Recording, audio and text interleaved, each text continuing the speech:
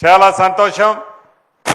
మీరెన్నుకున్న ఈ ప్రజా ప్రభుత్వం ఇందిరమ్మ రాజ్యంలో పేదవాడి కళ నెరవేర్చాలని పేదవాడి ఇంటికి గుమ్మానికి ప్రతి సంక్షేమ కార్యక్రమాన్ని గౌరవ ముఖ్యమంత్రి రేవంత్ రెడ్డి గారి నాయకత్వంలోని మన ప్రభుత్వం చేర్చాలని నిరంతరము పేదవాడి ఏజెండాగా అనేక కార్యక్రమాలు ఈ ప్రభుత్వం చేస్తున్న సంగతి మీకు తెలిసిందే. పేదవాడి చిరకాల కోరిక ఒక చిన్న ఇల్లు కట్టుకోవాలనే కోరికలాగానే రాష్ట్ర విభజన జరిగిన 10 సంవత్సరాలలో ఆనాటి ప్రభుత్వ పెద్దల నిర్లక్ష్య కారణంగా పేదవాడికి ఇల్లు ఇస్తే నాకేమి కమిషన్ వస్తుంది, కాళేశ్వరం కడితే 1,00,000 కోట్లు కమిషన్ వస్తుందని కాళేశ్వరం కట్టడానికి తాపత్రయపడ్డారే తప్ప పేదవాడి ఆత్మ గౌరవాన్ని కాపాడదామని ఆనాటి పెద్దలే ఆలోచన లేని కారణంగా ఈ ప్రజా ప్రభుత్వం పేదోడి ప్రభుత్వం ఇల్లు ఇవ్వాలనే దృఢ సంకల్పంతో నిరంతరము ఎలా పేదవాడి కళ నెరవేర్చాలని ఈ కార్యక్రమాన్ని పరిధి విధాల ఆలోచించి ఈ కార్యక్రమాన్ని రాష్ట్ర వ్యాప్తంగా మొదట విడత గ్రామీణ ప్రాంతాల్లో చేపట్టాం. పట్టణ ప్రాంతాల్లో మొన్న బోనాల పండుగ రోజు గౌరవ ముఖ్యమంత్రి గారు సహచర మంత్రులు మొదట విడత 1,00,000 ఇళ్లు కట్టి తీరాల్సిందే. అది కూడా ఆనాటి ప్రబుద్ధులు పేదవాడు హైదరాబాదు అభివృద్ధిలో ఉండొద్దని అంటరాని వాడిగా పేదోడిని చూడాలని ఆనాటి దొరల ఆలోచనలకి భిన్నంగా ఎకరము 100 కోట్లుండని 200 కోట్లుండని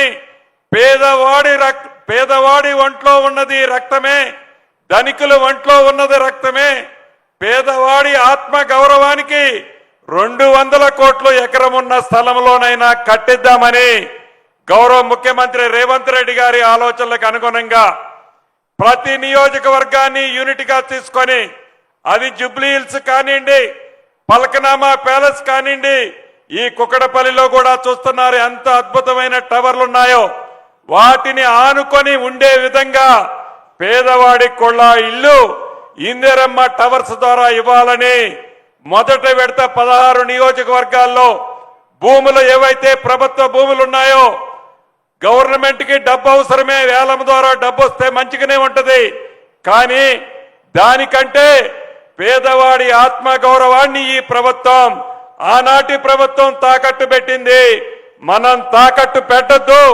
పేదవాడు కాలరు ఎగరేసే విధంగా అదే జూబ్లీ హిల్స్ లో, అదే పల్కనామా ప్యాలెస్ లో, ఇదే కుక్కటపల్లి కోర్ ఏరియాలో కూడా నిర్మించే కార్యక్రమాన్ని ఇంతకు ముందే గౌరవ ముఖ్యమంత్రి రేవంత్ రెడ్డి గారి చేతుల మీదుగా శంకుస్థాపన చేసుకున్నాం.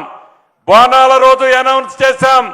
మళ్ళీ బోనాల నాటికి అయ్యా ముఖ్యమంత్రి గారు మళ్ళీ బోనాల నాటికి ఈ 16 గాని 20 నియోజకవర్గాల్లో ఇదే టవర్ల నుంచి మీరు బోనాలు పండగ చేసే విధంగా ఈ ప్రభుత్వం వడిగా ఈ ఇళ్లు కట్టి మీకు ఇవ్వటం జరుగుద్ది. ఇందిరమ్మ ప్రభుత్వం అస్తమంటేనే హైదరాబాద్ ప్రజలకే కాదు రాష్ట్ర ప్రజలానికి నేస్తం. ఇందిరమ్మ ప్రభుత్వంలో ఒక మాట అన్నదంటే తల తాకట్టు పెట్టైనా ఆ మాటను నెరవేరుస్తాం. నిన్నటి వరకు సుమారు ఈ 16 నియోజకవర్గాల్లో 51,000 అప్లికేషన్లు వచ్చాయి. రేపు ఎల్లుండి కూడా ఉంది. ఈ అప్లికేషన్ల కార్యక్రమం అయిపోయిన తర్వాత పారదర్శకంగా శ్రీనివాసరెడ్డి గారికి తెలిసిన వ్యక్తి గాని, గౌరవ ముఖ్యమంత్రి గారికి తెలిసిన వ్యక్తి గాని, ఇన్ఛార్జి మంత్రిగా శ్రీధర్ బాబు గారు దగ్గర మనిషి అయినా కూడా పారదర్శకంగా మీ అందరి ముందే 200 కోట్లు ఎకరం చేసే ప్రదేశంలో ఏవైతే టవర్లు కడుతున్నామో డ్రా ద్వారా మీ కళ్ళ ముందే డ్రా తీస్తాం. ఆ డ్రాలో వచ్చిన వ్యక్తులు ముందే మీ ప్లాట్ ఏదనేది కూడా ఫైనల్ చేస్తాం.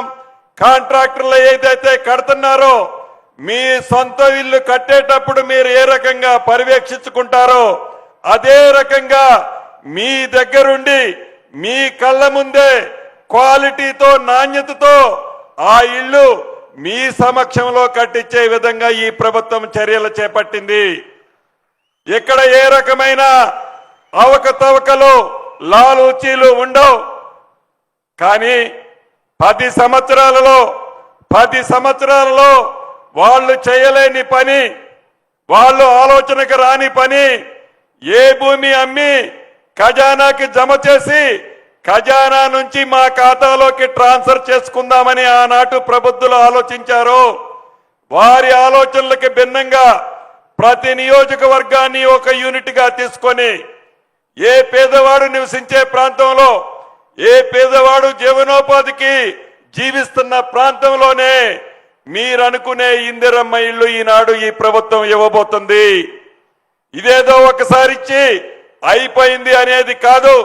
1,00,000 ఇళ్ళు అనేది మొదట ఇచ్చే కార్యక్రమం, మొదట నిర్మించే కార్యక్రమం. ఇది నిరంతరము జరిగే ప్రక్రియ. చివరి పేదవాడి వరకు నీది ఏ కులమని అడగం, నీది ఏ మతమని అడగం. నీవు ఇల్లిస్తే నా పార్టీకి ఓటేస్తామా అని కూడా అడగం.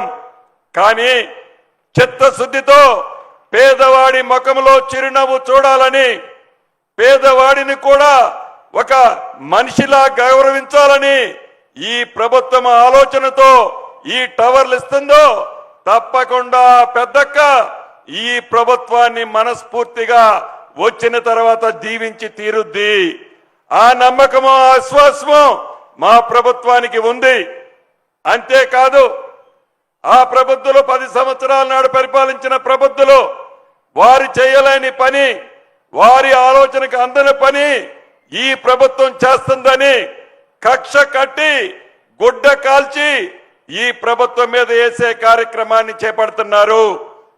గౌరవ ముఖ్యమంత్రి గారి అనుమతితో గతంలో చెప్పాను, మళ్ళీ అదే రిపీట్ చేస్తున్నాను.